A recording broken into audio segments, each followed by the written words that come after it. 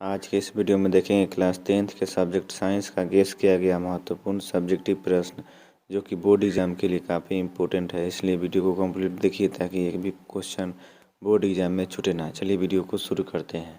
Question number 1 कह रहा है कि दृष्टि दोष क्या है और व्याख्या करें।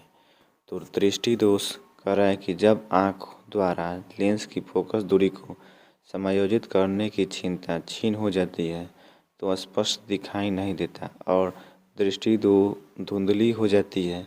इसे ही आँख की दृष्टि दोष कहते हैं। एक सामान्य व्यक्ति 25 सेंटीमीटर से लेकर अनंत दूरी पर रखी वस्तु को अपनी आँखों से देख सकता है। मतलब न्यूनतम 25 सेंटीमीटर देख सकता है और अनंत दूरी तक देख सकता है। कह रहा है कि दृष्टि दोष के प्रकार। तो दृष्टि दोष पहला है निकट दृष्टि दोष। तो कह रहा है कि इस प्रकार के दोष में व्यक्ति नज़दीक की वस्तु को देख लेता है परंतु दूर वस्तु को नहीं देख पाता। इस कारण वस्तु का प्रतिबिंब रेटिना पर बनकर रेटिना के आगे बन जाता है। इसके कई कारण हो सकते हैं। पहला कारण है कि लेंस की गोलाई बढ़ जाना, दूसरा कारण है कि लेंस की फोकस दूरी घट जाना और तीसरा कारण है कि लेंस की क्षमता बढ़ जाना। इसका निवारण देखेंगे। निकट दृष्टि दोष का निवारण। तो इस दोष को दूर करने के लिए फोकस दूरी के अवतल लेंस का व्यवहार किया जाता है। इसमें का दृष्टि दोष देखेंगे। दूसरा है कह रहा है कि इस रोग से ग्रसित व्यक्ति को दूर की वस्तु दिखाई पड़ती है, यहाँ पे पड़ती है, परंतु निकट की वस्तु दिखाई नहीं पड़ती है। इस रोग में निकट की वस्तु को प्रतिबिंब रेटिना के पीछे बनता है। इसके निम्नलिखित कारण हो सकते हैं। पहला कारण है कि लेंस की गोलाई कम हो जाना, दूसरा कारण लेंस की फोकस दूरी बढ़ जाना, तीसरा कारण लेंस की फोकस घट जाना, लेंस की क्षमता घट जाना। इसका निवारण है कह रहा है कि इस दोष के निवारण के लिए उपयुक्त फोकल दूरी के उत्तल लेंस का प्रयोग किया जाता है। तीसरा कारण है जरा दृष्टि दोष। जरा दृष्टि दोष कह रहा है कि वृद्धावस्था के कारण आँख की समंजन क्षमता घट जाती है, यह समाप्त हो जाती है, जिसके कारण व्यक्ति न तो दूर की वस्तु को देखता है और न ही निकट की वस्तु को देख पाता है। कह रहा है कि इस प्रकार के दृष्टि दोष के निवारण के लिए द्विफोक्सी लेंस का उपयोग किया जाता है, यानी अवतल लेंस और उत्तल लेंस दोनों प्रकार के लेंस जरा दृष्टि दोष में उपयोग किया जाता है। क्वेश्चन नंबर 2 कह रहा है कि खनिज और अयस्क में अंतर लिखें। तो खनिज में कह रहा है कि प्राकृतिक पदार्थों को जिनमें धातुओं के यौगिक पाए जाते हैं उसे खनिज कहते हैं। खनिज में दूसरा कह रहा है कुछ खनिजों में धातु की प्रतिशत मात्रा पर्याप्त होती है जबकि अन्य खनिजों में धातु की प्रतिशत मात्रा बहुत कम होती है।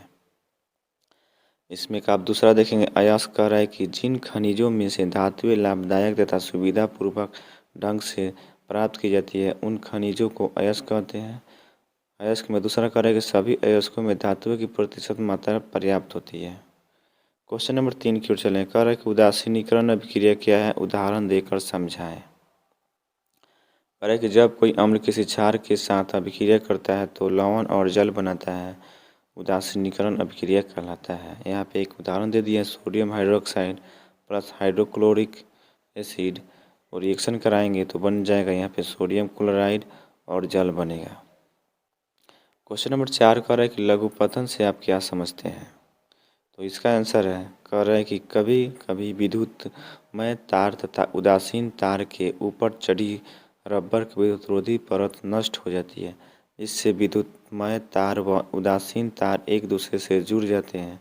उदासीन तार का प्रतिरोध कम होने के कारण बहुत अधिक मात्रा में विद्युत धारा विद्युतमय तार से उदासीन तार में बहने लगती है तथा विद्युत लाइन में आग लग जाती है।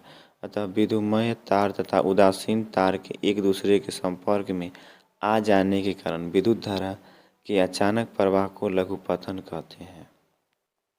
लघुपतन के निम्नलिखित कई कारण हो सकते हैं। इसमें का पहला कारण है कि दोनों तारों के आपस में जुड़े जाने की वजह से। दूसरा कारण है संयोजक तारों पर घटिया विद्युत रोधन होने की वजह से। तीसरा कारण है विद्युत स्विचों और प्लगों में दोष होने के कारण से। इससे बचने के उपाय देखिए, कह रहा है लघुपतन से बचने के उपाय। इससे बचने के लिए विद्युत परिपथ के गर्म तारों के साथ विद्युत फ्यूज का उपयोग किया जा सकता है। क्वेश्चन नंबर 5 की ओर चलेंगे। कह रहे हैं कि प्रकाश का परावर्तन क्या है, इसके नियमों को लिखें। तो प्रकाश का परावर्तन का डिफिनेशन देखें। कह रहे हैं कि जब प्रकाश की किरण किसी चिकनी सतह पर आपतित होती है तो उसी दिशा में परावर्तित हो जाती है। इसमें क्या कह रहा है कि प्रकाश के परावर्तन के 2 नियम होते हैं। पहला होता है आपतित किरण, परावर्तित किरण तथा आपतन बिंदु पर खींचा गया विलंब तीनों एक ही समतल में होता है। और इसका दूसरा नियम कह रहे हैं कि आपतन कोण परावर्तन कोण के बराबर होता है। इसमें 5 सब्जेक्टिव क्वेश्चन थे जो कि बोर्ड एग्जाम के लिए काफ़ी इंपॉर्टेंट है, इसलिए वीडियो को दोबारा देख लीजिएगा। और एक भी क्वेश्चन का आंसर याद नहीं होगा तो इसे आप नोट कर लीजिए और नोट करके याद कर लीजिए। अगर आप चैनल पर नए हैं तो चैनल को सब्सक्राइब कर लीजिए और वीडियो को शेयर नहीं किए तो शेयर कर दीजिए।